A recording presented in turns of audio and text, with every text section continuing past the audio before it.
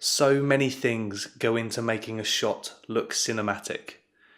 The choice of lens, the camera behind the lens, the object or location in front of the lens. Even sound design and music play a vital role in making a shot look cinematic. But one thing most indie filmmakers and beginners leave out or forget is lighting. Lighting is one of the key things that goes into making your shot look cinematic. In fact, it's probably way more important than the actual camera capturing the frame. Now, we live in a day and age where you can go out and buy a camera that can shoot cinema quality 4K on a relatively low budget. But what most people don't invest in is lighting gear. We all know that feeling you get when you purchase a new camera. All you want to do is get out and capture as much video as you can with it. But when you take the footage back and you look over it, it doesn't look all that better than what you had before. It doesn't pop. It doesn't have that look of your favourite films. It doesn't look cinematic. So today I'm going to show you 5 easy steps on how you can make your shots look more cinematic and why you should think more about lighting than upgrading your camera body.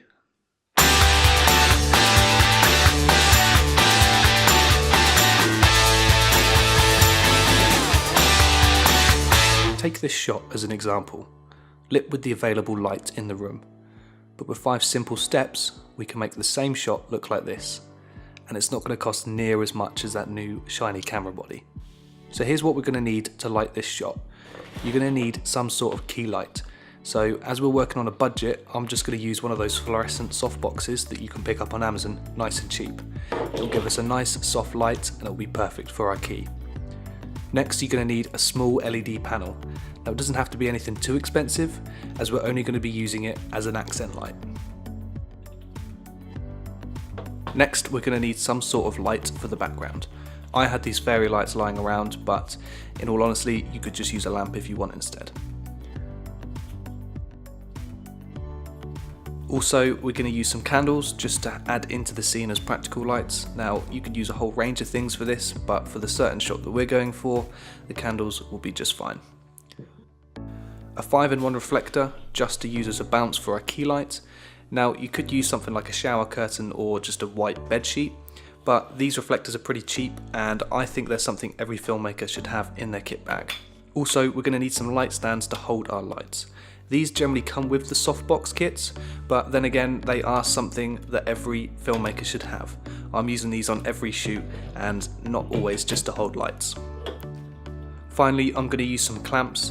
Now, these aren't necessary, but as my LED panels don't have the right mounts for my light stands, I just use one of these to clamp it to the stand.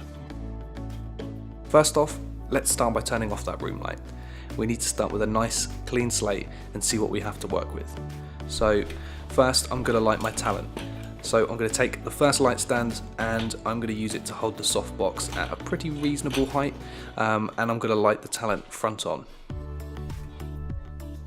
Now, usually the downside to cheaper lights is that you don't have control over the brightness or color temperature. So as you can see, this light is blowing out most of the detail on our talent's face. So this is where I'm going to use that reflector, and we're going to use it to bounce the light off and give an even softer look. So what I'm going to do is I'm going to move this reflector just off to the left of frame. Now, I'm going to place it on top of my sideboard, but if you don't have a sideboard conveniently placed to the left of your frame, just get creative. Next, we need to move that softbox away from the scene and point it at the reflector. What this will do is then bounce the light back into the scene and give us a nice, soft, dimmer light. So you can notice now that we've actually started to create a bit more depth in the scene just by using this one key light. Also, due to the angle that we're bouncing this light back into the scene, we've actually created a little bit of what we call negative fill on the right side of the face. And you can see that it just gives a nice edge to the talent and gives that nice kind of dramatic feel that you're used to seeing in your favourite films. You can already see, just by adding this one light to the scene, it looks so much nicer than what we originally had just by using that available light. So you could stop here and just use this, but we want to be a bit more creative here and actually use some light sources in the frame. So next we need to add some practical lighting, as it's all looking a little bit too artificial at the minute. So what we're going to do is we're going to bring that background out from the darkness just a little bit. So take those fairy lights and I'm just going to place them along the shelf in front of the Blu-rays. What this is going to do is just bring it out of the darkness slightly. And you know, conveniently it's actually also going to act as a bit of an edge light to our talent. You can see just on the rear side of his face it's actually added a nice little glow, which is perfect. Then what we'll do is we'll take the candles and place these just off centre of frame. This is going to act as our main practical light source for the shot. Sometimes, you know, if there's a window in the frame, then you can have that acting as your light source, or in this case where we don't have a window, it's nice to have something to give that practical element of where the light will be coming from. Otherwise it can just look a little bit too artificial. Now I'm pretty happy with how this shot is beginning to look, but I do feel like those candles aren't giving off as much light as I would have hoped for. So with the small LED panel that we have, what we'll do is we'll put a CTO filter on there just to match the colour temperature coming from the candles, and we'll use it just as a nice low light onto the face of our talent, and this will just help bring out those colours a little bit more. What you want to do with this light is point it in the direction that the light is coming from the source. In our example, we've got the candles on the table and they're hitting the front of the face. So I'm just going to place this light panel just out of frame, pointing directly at our talent's face, and it will add that nice warm colour that we're looking for and just bring out those colours a little bit more, and it just kind of finishes off that look that we weren't quite getting just from the candles. So there we go.